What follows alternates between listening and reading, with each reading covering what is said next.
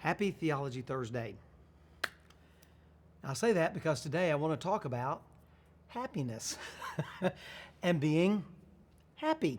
So let's talk about what it means to be happy.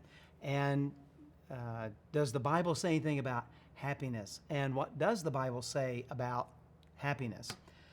So Webster's defines happiness as a state of well-being and contentment, joy, or a pleasurable or satisfying experience.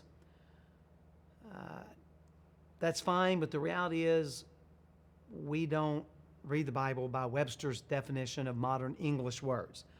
So let's talk about what is happiness, and what does the Bible say about happiness, and what do we think about God and our happiness. Okay? You may have heard a pastor say this at some time: God doesn't want to make you happy, He wants to make you holy. I certainly understand what they mean by that statement. I agree with what they mean, but I've never really liked the way that's worded, because it sounds like God doesn't want me to be happy. The opposite of happiness is sad, so God wants me to be sad all the time. So holiness and sadness are the same thing? I don't think so. So I don't like when it's kind of worded that way, because I think it communicates something that's not quite right. I know what they mean by that statement. That statement is God's purpose in your life and mine is our holiness. God is going, his reason for Jesus coming and dying was not, number one, to make us happy, but to make us holy, to conform us to the image of Jesus Christ. And so I understand that this is a priority statement. And the highest priority in your life and mine is that we would be holy. And the first step of holiness, of course, is to be sad about your sin, to recognize your sin, and to see your need to have it removed, and putting your faith in Jesus Christ. And that begins then a life of holy living. And hopefully we are better at holy living as the years go by. And so I understand, again, that's the number one purpose that we have.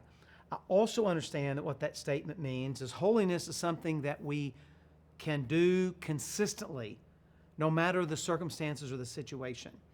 Happiness, on the other hand, tends to depend oftentimes on our circumstances. In other words, holiness is something that comes from within us, that is created by God's Spirit living within us. It comes out of us. So it is dependent on us on the inside, whereas happiness oftentimes is really more dependent on external circumstances, something outside of us that creates happiness. So let's just think about some things that make people happy. Sometimes getting a gift, it makes you happy. Maybe it's happy because of the circumstance. Oh, they remembered my birthday. Or it could be, oh, wow, they knew I've made some comment about, I like that, and then they slipped around and got it for me. I've done this like for my wife on occasion, or my kids. I knew it was something that they wanted, so I got it for them. And they're happy because I know them and I've done something specifically for them and demonstrated my love for them by doing that. Sometimes we're just thrilled because it's something we wanted and we got it, or something that surprised us. But other times a gift will make us happy. Sometimes an event, maybe we go to a concert, and it just thrills us. It's one of our favorite bands. Or we go to a sporting event, or we go to a dance recital, or something for someone. It's something that event creates happiness. Sometimes it's work related. We've done a great job and we're happy with the job we did, or we get the promotion or the raise or the extra weeks of vacation or whatever it is, and that external thing makes us happy. Look, one of the things that really make us happy that's external are our children and our grandchildren. We love going to their events. We love playing with them. We love being around them. We love our children, and our children bring some happiness, and our grandchildren bring some happiness into our life. And so those, again, though, are external, because all of those things could also be taken away. We could get fired instead of promoted. The concert could be canceled, or it fizzled out, or our team didn't just lose. It was an embarrassing loss, and it's to our biggest rival. Or we didn't get the gift, and no one said happy birthday, or whatever it is. or our kids can do things that bring. So again, all of those are external that can bring happiness, or at the same time take away happiness or bring sadness into our lives. So what does the Bible say about happiness? Not a lot, but some of this has to do with translation issues. So I'll give you two examples of what I mean by translation issues. In Psalm 1, we run into an interesting word. And I'm not going to get into long, complicated translation stuff now. But it says, "Blessed is the man who walks not in the counsel of the ungodly, nor stands in the way of sinners, nor sits in the seat of scornful. But his delight is in the law of the Lord, and in his law does he meditate day and night." So the word translated blessed is not the normal word for blessed, like to bless someone, like the Lord bless you and keep you. This is a different word. And there are actually a couple of translations that translate it with the word happy. And you might possibly even have a footnote in a study Bible or something that says this word can mean happy. And this word occurs a number of times in the Old Testament. It's usually translates blessed, and that goes back to Victorian era and all that kind of stuff. And so I don't want to get into all that. The point is, there is an Old Testament word that can mean happy. So happy is the man who walks not in the counsel of the godly. And then in verse 2, he's going to say, but his delight. And so he has a delight when he avoids these things, and he has a delight when he spends time in God's Word. And so there's a happiness to this. There's a happiness that comes from avoiding some of these situations, not walking in the counsel of the wicked or stand in the way of sinners, sit and see the scornful. In other words, those are people. And so by avoiding them in some of those circumstances, we avoid the sadness and sorrow that come with their lifestyle. Instead, we find a lifestyle that brings, to some extent, happiness. And then maybe the most famous place that we see this is actually found in the Sermon on the Mount, Matthew chapter 5. And Jesus is going to begin the Sermon on the Mount with what are called the Beatitudes. And this comes back to a Latin term. But Matthew 5:2 says, he opened his mouth and taught them, saying, "Blessed are the poor in spirit." There's the kingdom of God. "Blessed are those who mourn, to be comforted. Blessed are the meek, for they will inherit the earth."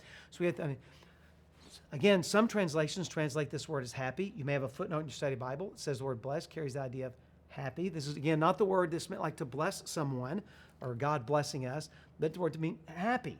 Happy the people in these situations. So the Bible actually does address the issue of happiness, and that it's okay to be happy. And there are things in life that bring us happiness, and they should. And so here are just a couple things about happiness then, from understanding that it's mostly external as opposed to joy and holiness and righteousness, those things that are internal.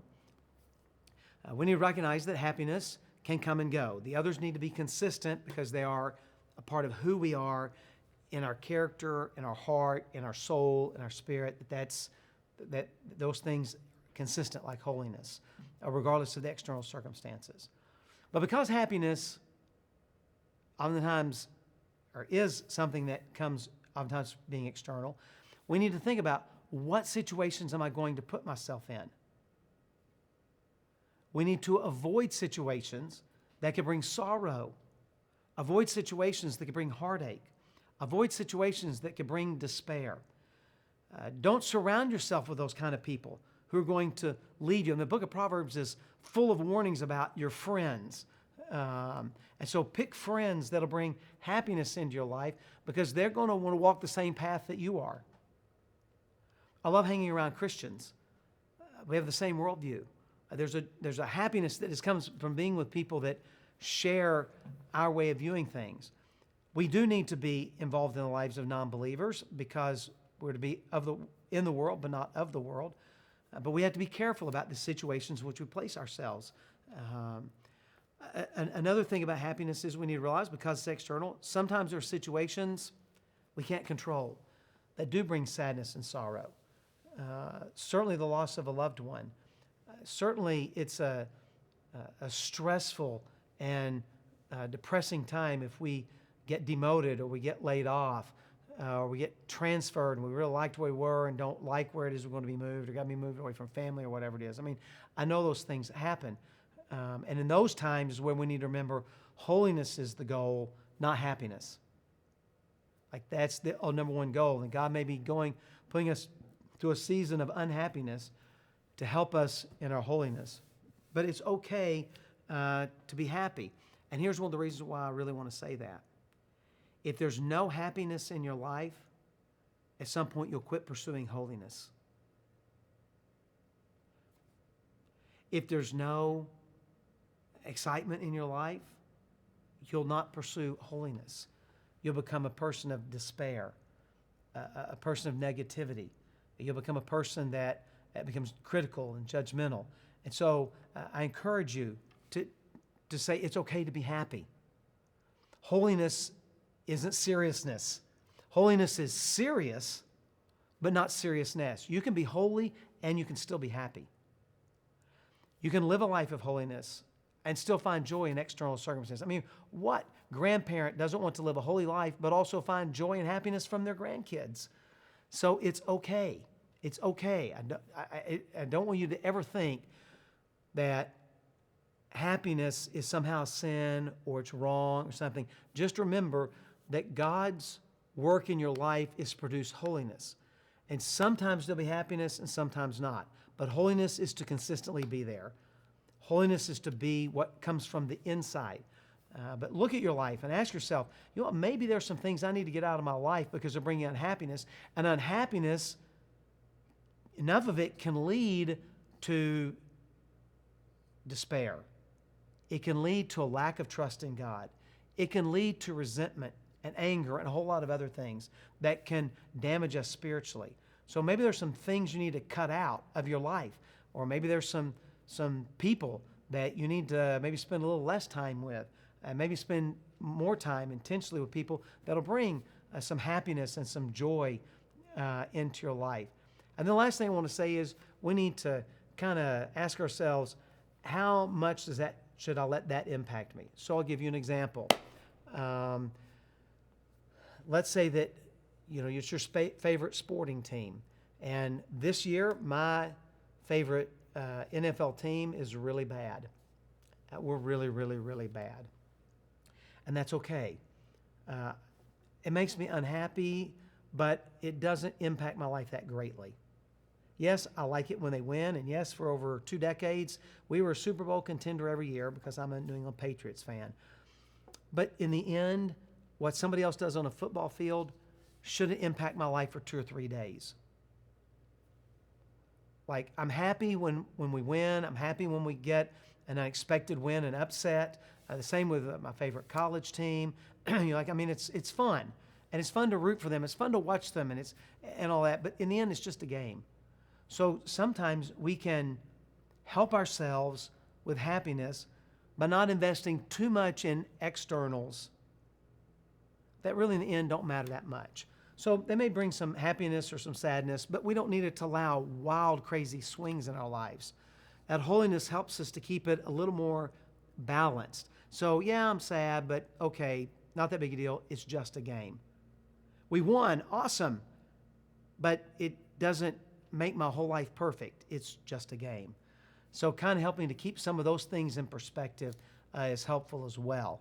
And so I know there have been some times when I just was going through something really difficult and spent some time with my kids playing in the pool or playing a board game or something.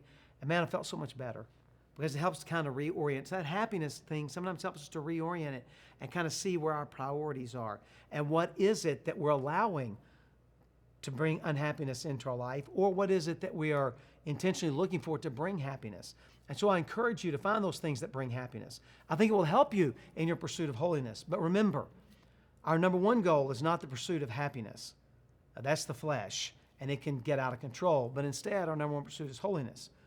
But happiness can help us in holiness because people who are happy in life typically are going to be happier with God and will be happier with a life of holiness. So I hope that you have a happy day today, and the rest of this week will be happy for you as well. God bless you, and have a great day.